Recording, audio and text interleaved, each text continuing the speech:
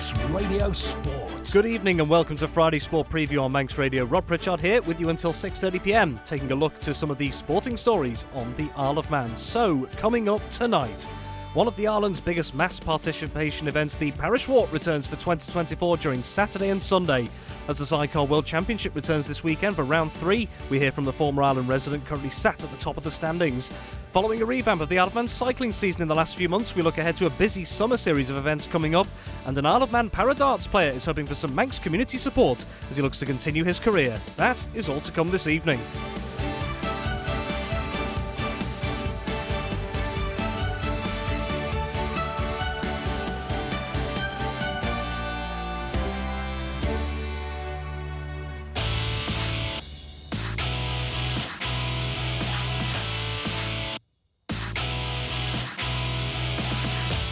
A very good evening and welcome to Friday Sport Preview on Manx Radio. On this, rather gloomy Friday evening, we take a look ahead to some of the sporting action taking place on the Isle of Man this weekend and further afield. And we're going to start with a big one because tomorrow sees the latest edition of one of the Isle of Man's biggest mass participation events. The 2024 Parish Walk gets underway at 8am tomorrow morning, with scores of determined walkers set to take on all or part of a gruelling 85-mile course around the island.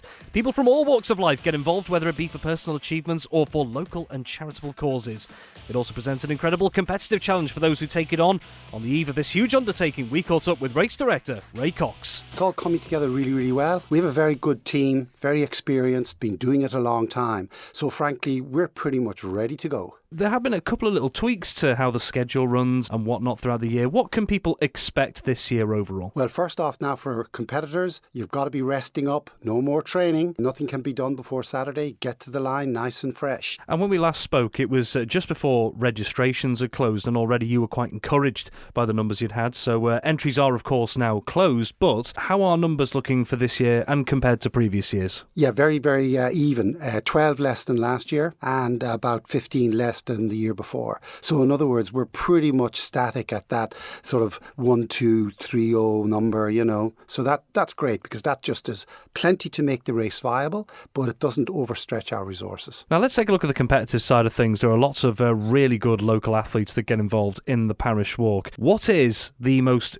challenging aspects of this 85-mile walking route? Well, I think once you get yourself sorted, in other words, good shoes, good clothing, you've done a bit of training, then it's the mental challenge. And it is as much a mental challenge as it is a physical. Certainly when we start getting past Balaf, when we're up in Derby, that long stretch into Bride, it's really amazing to see people crack, literally mentally, and then of course physically falling apart. So it is a tough one. And I think the more experience you have, the better you're going to be at parish walking. If you look at the winners over for any length of time, very few people come to the parish walk and win first time out. The profile would be come, have a taster, get to maybe Russian, get to Peel, all of a sudden get an idea of it, and the next thing is they start getting competitive, down to 17 hours or whatever.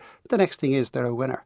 And we saw that in Dean Morgan, last year's winner, who's entered again this year. And like you say, because you have the different points all around the course, I like seeing Russian, Peel, Andrus, you name it, is the fact that people can do it to their own targets. How important is that? Yeah, this is 17 races in one. We have 17 parish churches. So I think setting the target that's appropriate to your level of health and fitness and what training you've done, I think that's the important thing. So having short-term goals and not getting too hung up on, it's an 85-mile race. I think take that out of the equation. Think about the next corner. Think about the next church. Think about the next village or whatever. And that then helps you to get through. There's one feature that every single parish walk finisher has. They may be male, female, but one thing, they're all rather strong-minded. Let's take a look maybe then at some of the competitors. In the men's side of things, you've already mentioned Dean Morgan, last year's winner, a last-minute entry really into this year's event. Who else do you think could be challenging at the front in the men's category for this year's Parish Walk? Well, we have a seeded system. These are the low numbers. So number 2 is Paul Atherton, previous winner, very good athlete, all-round athlete, does a lot of running as well, endurance running. So Paul has to be up there as possibly the favourite in my eyes. Keeping him honest, we have Richard Gerrard, multiple winner as well. So if there's any chances of anything slipping up, he'd be there. And then we've got the rising talent. Simon gone. He's been putting in some pretty impressive performances, certainly in the early parts of the parish.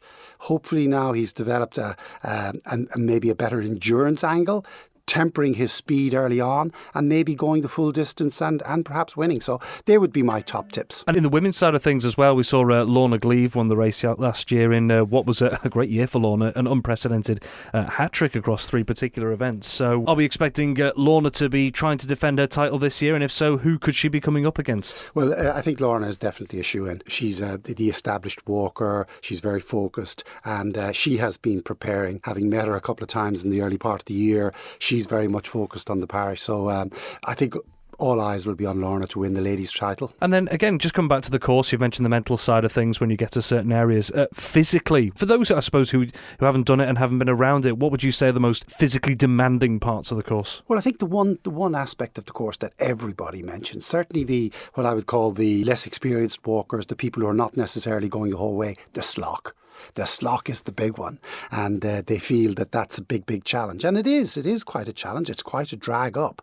But what they will find is when they get to the round table and start dropping down into Dalby, that's when the real pain starts, because once you stretch your muscles a bit, that's actually harder going downhill. So the slock is the big one, certainly for those people thinking about Peel as their ultimate destination. And speaking of Peel, that's been the finishing line for the under-21s competitions. Is that going to be the same case again this year? Yeah, that is due to the restrictions in how far an under-21-year-old athlete can walk. So that's very much mandatory. It's a rule that we must adhere to. So the under-21s walked Peel, and it's great to see them progressing though into the senior ranks.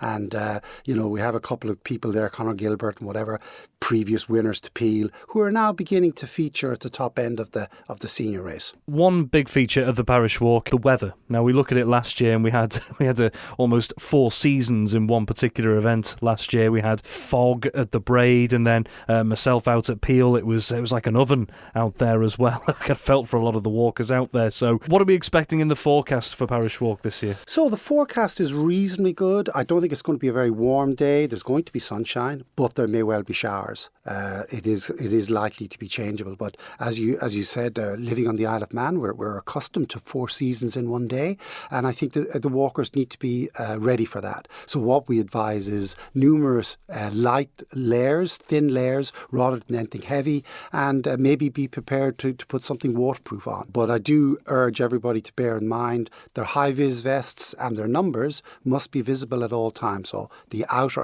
layer must be the high-vis vest carried. Manx Radio Sport.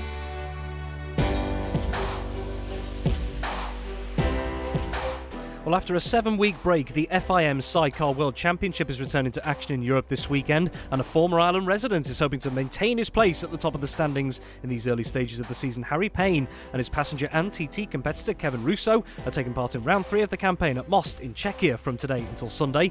Following first practice this morning, the Steinhausen racing duo then went second fastest in first qualifying this afternoon.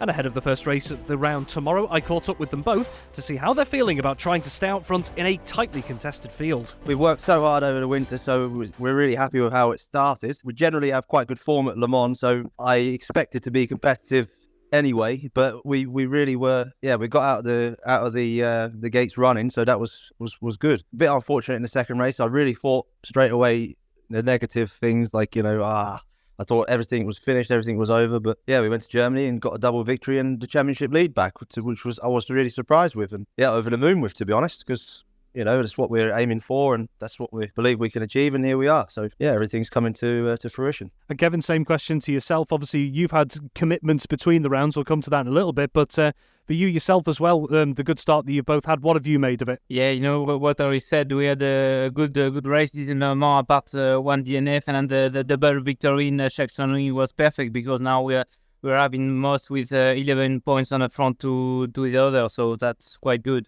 And Harry, you're leading the championship, albeit by only 2 points, but the fact that it's been a competitive start, do you both relish that challenge, the fact that it is so closely contested in these early rounds? Yeah, I mean, it's brilliant. I think this is the closest the championship's been for a long time. I mean, in terms of competitiveness over the years, it's kind of been a two or three horse race for a few seasons, And then the last couple of years, it's kind of just got a bit closer with this 600cc engine rules. And everyone's riding great. It's really good. It's really positive. And you've got to relish the challenge. I mean, it wouldn't be a great feat winning the championship if you didn't have all these fast guys around you and pushing you. You don't want to walk it. You want to have a good fight with them all and come out on top. That's the aim. We're all really close. You can see the lap times are really close. And I think there was a tenth of a second or less at Saxon Ring in the first race. And that's perfect. So that's what we want to keep doing, having good, clean fights with everyone and try and keep this winning streak going. But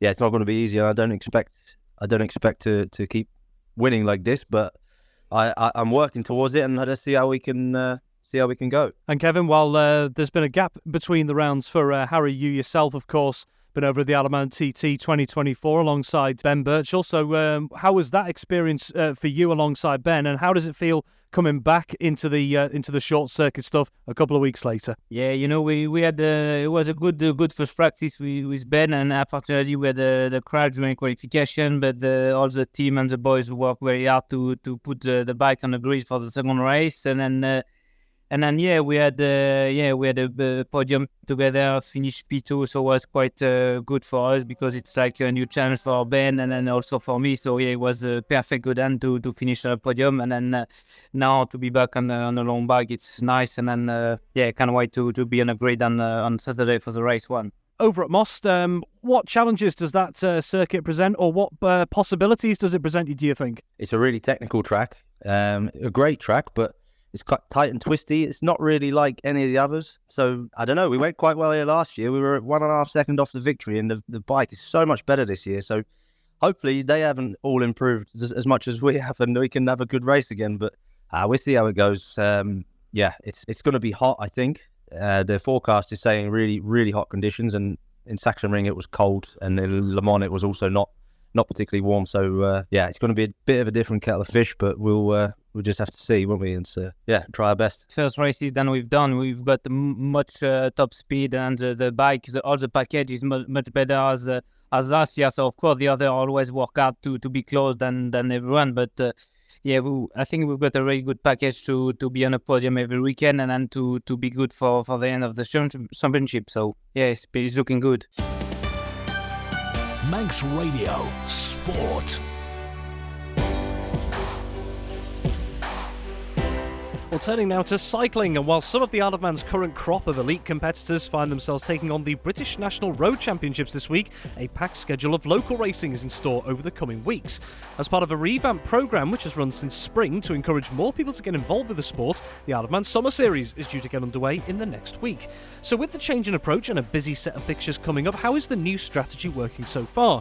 Well, to find out, I caught up with Director and Treasurer of the Manx Viking Wheelers Club, Niall Quiggin. I think we had some awesome feedback on the spring series. A lot of people really appreciated the fact that we were pushing for road bikes only and making it more accessible, and especially the new time trial course on the coast road between Peel and Cape Michael. That got a lot of good feedback. Unfortunately, we had to cancel the last 2 rounds due to our fantastic Manx summer weather, but I think overall it went really well, particularly the 2 closed road events. They really had something completely different, and it's not something racing on closed roads and you get to do very often. One of the main objectives of the sort of revamped spring series, if you like, making it more accessible to people. So the fact that you've had some positive feedback on that front, that it may be getting more people involved in some way, how encouraged are you by that for the long term? Yeah, very encouraged. I think it's definitely given us an idea of how we're going to structure our events going forward, and perhaps make a few changes as well. Like I say, some of the old favourite courses, like on the Derby track, and then perhaps the original 10-mile time trial was still in use, and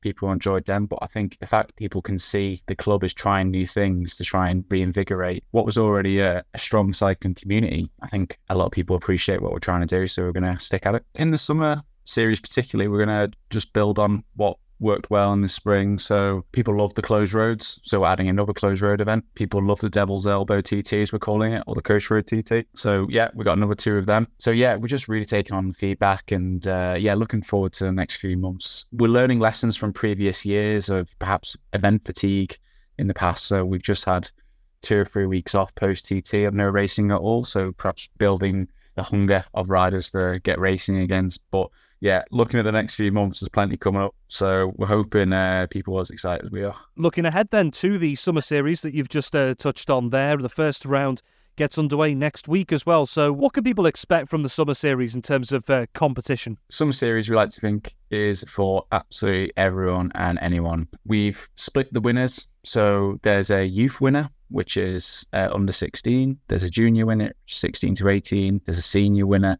which I believe is up to 40. And then there's a veteran winner, which is 40 and over. And that's for male and female classes. So like I say, we're trying to encourage people to look at the event as you're competing against riders of your own age and ability as well. So we have 4 podium prizes for those. But yeah, looking at the summer series, it's really something where I like to think someone could just grab a bike out of their garage. And if they've never done a cycling race before, they're welcome to come down to the first event next Wednesday, like you say, and have a free go and see if they like it. I'm pretty sure they will. I don't know, speaking from my own experience, I think it's pretty awesome. Basically, the idea is there, you start on the Derby circuit, it's really controlled, like, super easy, flat, and then you build into the series with the, like I say, ever popular closed road races, the double elbow TTs, and then just the classic flat TT as well. So yeah, well, I think the summer series is someone that's bought a road bike for the first time or perhaps hasn't ridden in a few years, is their route back into the sport completely new. Plenty more coming up over the next couple of months, and just looking ahead to some of the big events on the calendar coming up, we've got the likes of the Fred Kelly Road Race on the 21st of July,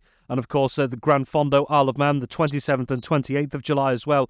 So how exciting are some of these events coming up over not just the next week or so, but the next few weeks? Yeah, I think July is a super big month for the club and for the sport. So if you're keen for a big summer, you got to look to July. So starting off, yeah, we have the Super Mag Summer Series. And then following that, we have the 25-mile time trial and free up. This year, we're putting an emphasis on fun with this one and trading ride, almost a warm-up for harder events later in the summer. So you can do that as a team of 3. So yeah, that's a good one for people to have a go out and grab some mates. And then, yeah, you mentioned the Fred Kelly. That's an absolute Manx classic, set on nice flat roads and then finishing up 40 Will. It's always a test at the end, but yeah, we've seen some great riders win down there in the past, likes of Peter Kenrick and things like that. Gran Fondo doesn't even need a mention. Everyone knows how big that is and how popular it is. So you can see a lot of people probably got that circled on their calendar as the A event, well, maybe myself included in that. So yeah, we like to think that hopefully a lot of the riders who are targeting that can use our events as a bit of a warm-up, because, if you're racing the Gran Fondo, it's less Fondo and more road race, I think, at times. So,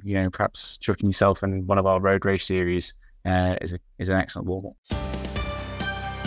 Manx Radio Sport.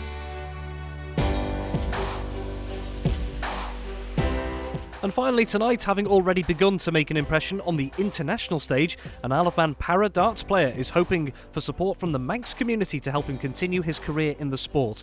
Having already picked up some notable results in 2023 and in previous years, Callum Brew has ambitions to compete in the UK and further afield over the next 12 months.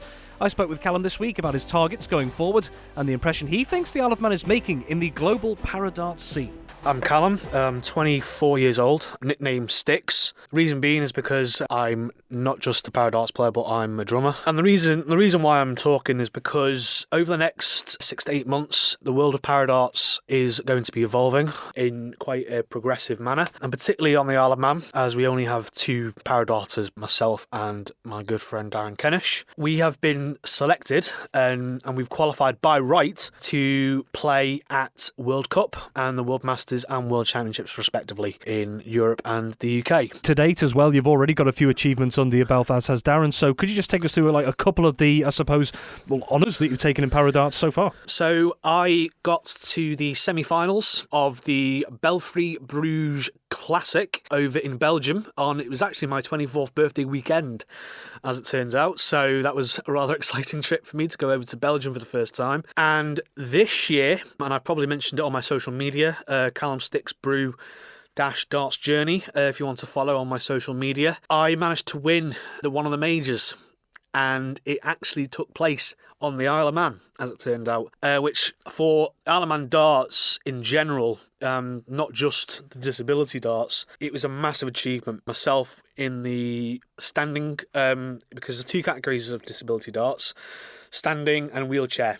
I got through to the standing open final, beating Mike Austin, and Darren won the open wheelchair final to Richard Green. Darren, of course, being one of the top wheelchair players in the world. The fact that we've got two competitors, the likes of yourselves and Darren from the Isle of Man, starting to make an impression and an influence on the international stage, how good is that, not just for yourselves, but also for Isle of Man darts in general? Mixed feelings, I think, because disability darts isn't as known on the Isle of Man as pub darts, and league darts. Isle of Man Darts Organisation are trying to move forward because they have the Celtic International, or the Island International, and that's been going on now for the last 2 years. And what the Isle of Man Darts Organisation do, it is slightly different compared to World Paradarts because of all of the criteria, the professionalism that goes into Paradarts in the modern world today of no alcohol, which I think is a big difference. What we want to achieve in Paradarts and the British Disability Darts Association is to have no form of alcohol at all. That's kind of how we want to take darts forward. Now, one of the big reasons why we're speaking to you today is, as you've already mentioned, you've got your ambitions on the international stage in Paradarts, and looking for, I suppose, to get round the challenge that I suppose a lot of people in sport from the Isle of Man face, and that is making sure you can get there. Yeah, sponsorship, of course, been a massive thing in terms of all sports, football, cricket, whatever. If it's not thanks to local businesses, corporations that invest in World Paradarts and the players that are associated with them, then we simply cannot play, let alone travel. Prices are